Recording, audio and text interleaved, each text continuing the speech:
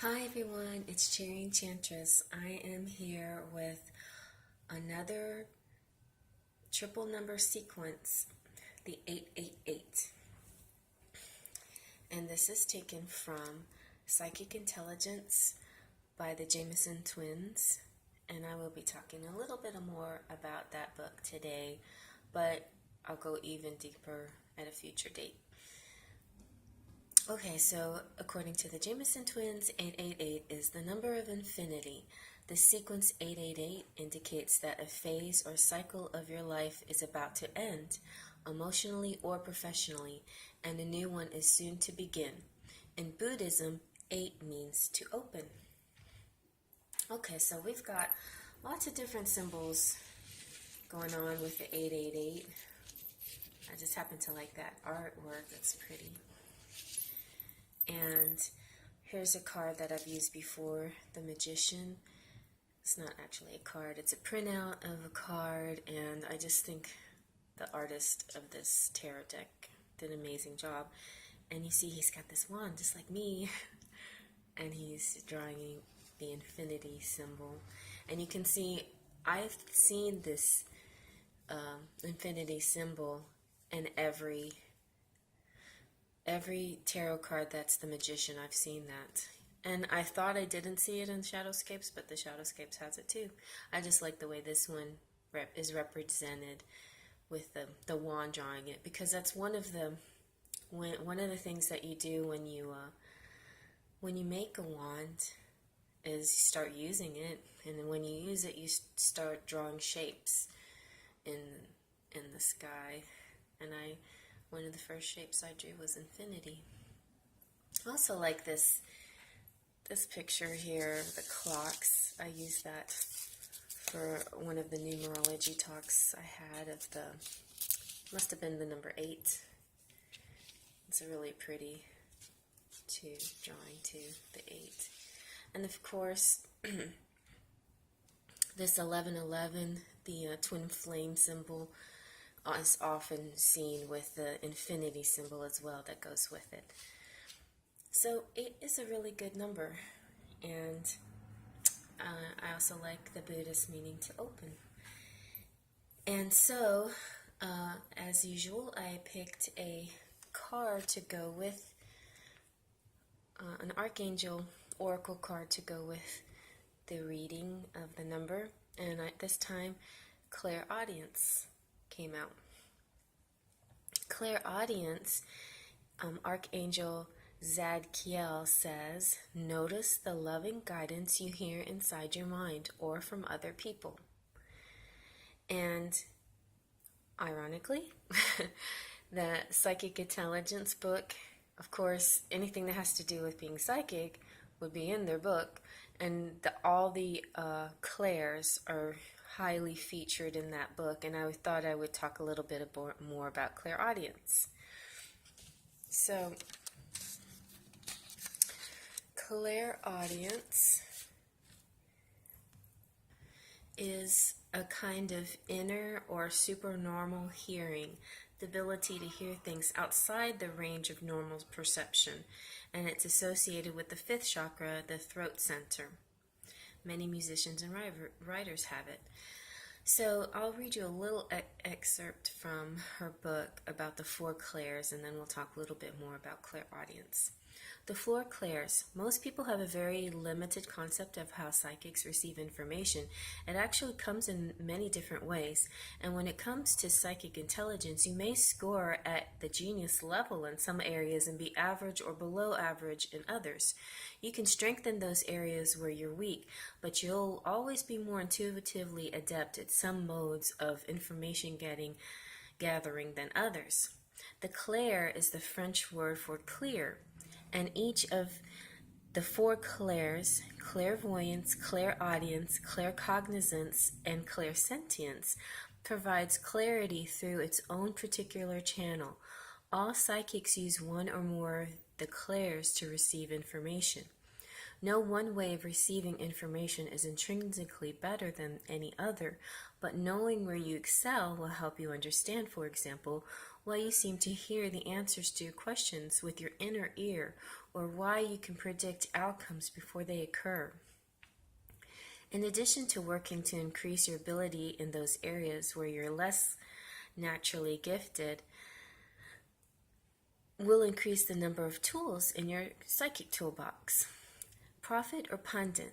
The difference between rational and intuitive prediction. Pundits are generally recognized for the ability to forecast trends based upon rational analysis of available data and the extrapolation of that data to determine the probability of future events. Prophets, on the other hand, predict events that are unexpected, cannot be anticipated through any rational or logical means. As psychics, our clairs are what allows us to make our predictions, but even pundits who forecast trends based on rational analysis will do better when they also use their intuition and allow their clairs to assist them. So, clairaudience, do you hear subtle messages that others do not? Quiet whispers, bell ringing, music, footsteps in the night, voices that seem to come from another dimension. Clairaudience is a kind of inner or supernormal hearing, the ability to hear things outside the range of normal perception. And it's associated with the fifth chakra, the throat center. Before I keep going, I'm just going to say this. This lovely card deck comes from Doreen Virtue. And what I didn't realize, she also has her own set of triple number cards. So if you're interested in the triple number, that's a card deck that you might like to get into.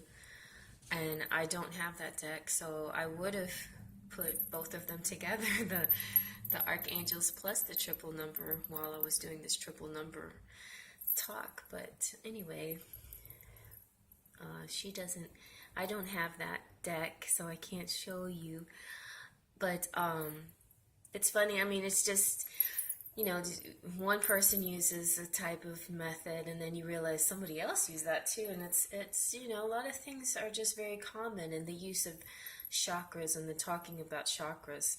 So that's another thing that the Jamison twins talk about in their book, but also many people talk about it, and you can also see Doreen Virtue bring up the chakras and in her different cards as well. And I'm sure, and not just Doreen Virtue's card, but I recognize them in her cards, but in a lot of people's tarot decks and oracle decks and so on. So many musicians and writers have cited it as the inspiration for their work, clairaudience. Since ancient times, prophets, priests, saints, and mystics have been guided by clairaudient voices, usually interpreted as the voice of God, angels, spirit guides, or some other non-physical being or divine essence, or like maybe muses. The ancient Greeks believe in a spirit beings known as daemons, acting as intermediaries sent by the deities to whisper guidance in the ears of men and the knowledge of the future. It is considered the most reliable way to connect with what we are sometimes referred to as Akashic records, or Akasha, a compendium of all knowledge that exists on a non-physical plane, much like the cosmic library or a universal filing system. The process of automatic writing involves consciously shifting your mind in order to receive an expanded state of consciousness that is called a conscious trance. This is a kind of heightened consciousness in which you are able to bypass critical judgment and access a higher level of knowing. When the two of us go into they're saying two of us, the twins, go into a conscious trance, we feel a sense of being in a high vibration zone where the information seems to flow easily. Some people report experience increased clairvoyance, clairsentience after practicing the art of automatic writing. This has been the case with the Jamison twins as well. The mere willingness to try it will often have the effect to open oneself for receiving information from discarnate sources, and so on and so on. And I recommend the book if you're interested and honing in your psychic abilities. If you like triple numbers, if you like signs and symbols and omens and all kinds of things that have to do with that, you know, there's a whole lot more information. My own personal experience when I read the book, well, I have to admit, I'm still reading it. Like, I got stuck at one spot, and I just kept reading. I don't know, I just liked that chapter so much, and I didn't want to keep going. So I still have to finish it. And another reason why I don't have the book to show you is it was one of my very first Kindle purchases. So it's kind of like a little computer book that I'm getting the information from, but I don't actually have a physical book of it. All right, so my experience, though, when I read the book, because it's an easy book to read, but there's a lot of little worksheets and things that you can test out while you're going through it. So there's all these tests on seeing what clair is the strongest. And I was pretty strong at certain clairs, but I was not very strong at clairaudience initially, or not that I knew of. And so I started practicing doing some of the little worksheets, the little practice things that they had to do for honing in on your clairaudience skills. And then it seemed after that the clairaudience seemed to be one of my strongest ones. And I do, like, one of the things that I noticed is when I go into that like sleepy stage, it's like they were saying, that conscious trance is kind of like almost about to fall asleep, staring off into space. You feel yourself drifting off, and then I hear like a room full of people, or like a subway, kind of like it just seems like a hallway of people sitting down, or that's the image that pops into my head. But what mostly is just I hear like mumbling, and then occasionally I'll hear one person's voice pop out. And usually I don't have the time, I don't have the ability to write down what they're saying or anything before I just fall asleep. So that's something that I might have to try, just writing stuff down. I have had the ringing in my ear kind of thing. It happens a lot. And but some, like they were saying, some clairs can transfer into other clairs. So one of the main clairs is clairsentience, which is kind of like everything. And so when you're honing in on your clairaudience, then you start to see pictures, you start to feel things, your body feels things, and you start to get some more of these other sensations of all the different clairs. So anyway, it's something that you might like to try. It's kind of an interesting skill to be able to use. And they use it for detective work, like in the book that talks about how they're able to solve crimes like that, which is kind of a really, really cool way to help, the community use your psychic abilities to solve crimes. And you can use it, you'll be able to use it to predict things before they happen. Now, the future is always changing and moving, so it's can be a little tricky, but I think it's, a little bit of a knowing can help in certain circumstances, a little prevention, a preventative. And then in your dreams, when you have those kinds of dreams, psychic dreams, those are also good ways of working out your fears and hopes, your daily fears and hopes, and giving yourself more clarity, like understanding. Even though sometimes your dreams are kind of hard to understand, if some things show up in your dreams, sometimes it's saying that you're on the right path, or this is meant to be, or yes, It all depends too on the symbols in your dream. And the way you feel, which is a whole nother subject. So I'm gonna get into dreams, and that's a good book. have a dream book too. So anyway, but yeah, the psychic stuff is really interesting. Something you might like to practice. And we're getting close to a Gaia portal and Halloween and Venus retrograde. So happy Venus retrograde. Venus retrograde is another one of those retrogrades where it's a good time to go deep inside yourself and not spend a lot of money on frivolous things, but be frugal and spend more time just on your mind, that kind of thing.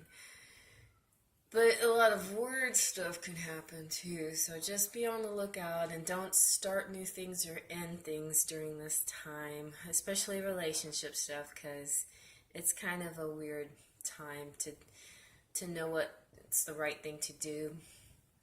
So just kind of, I'm sorry, but even if you've already been holding steady, you got to keep holding steady. Keep holding steady during this Venus retrograde. And then when it's over, then maybe you'll get some clarity through this time, through the psychic exploration that you've done. It's a nice little hobby, occupation you can do while you're holding steady, especially if you're in a twin flame situation. Alright, you guys, I guess that's it for 888. It's a little bit longer than the other ones, but it's kind of a deep number. 8 by itself is a deep number. It's the Saturn number, so 8's always going to be a little heavy. And I will do 999 fairly soon, hopefully tomorrow, maybe tonight, but definitely tomorrow. Alright, well, faith, trust, and pixie dust.